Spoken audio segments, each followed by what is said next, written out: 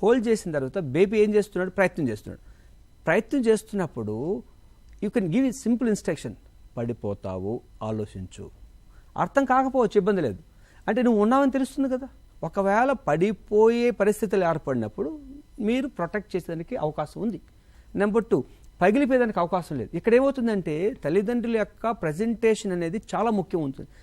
ఈ విషయాన్ని తనకు మనము క్రమబద్ధకరంగా నేర్పించుకుంటూ పోతే అక్కడ ఏం చేస్తున్నాం, మనం ఆ యొక్క ప్రయత్నాన్ని నో చెప్తున్నాం, కానీ మన ప్రజెన్స్లో చెప్తున్నాం, మనం ఉన్నాంటే భరోసా ఇస్తున్నాం.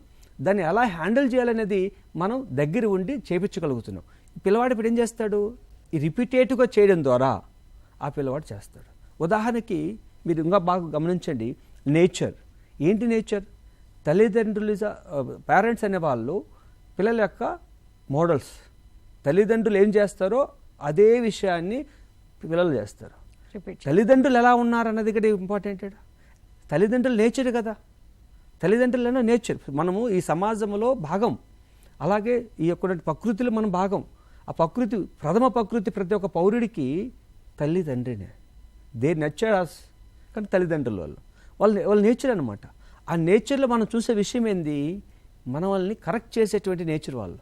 కనుక ఇక్కడ మనం చేయాల్సిన విషయం ఏంటంటే వయసుకు తగ్గ పిల్లలకు కావలసినటువంటి విషయాలని మమేకం చేసుకుంటూ ఏ పిల్లలకి ఏ వయసులో ఎంత రూపంలో మనము ఆ పిల్లలకి ఎలా ట్రైనింగ్ చేయాలన్నది ప్రముఖ పాత్ర పోషిస్తుంది, పిల్లల యొక్క భవిష్యత్తుని నిర్ధారిస్తుంది.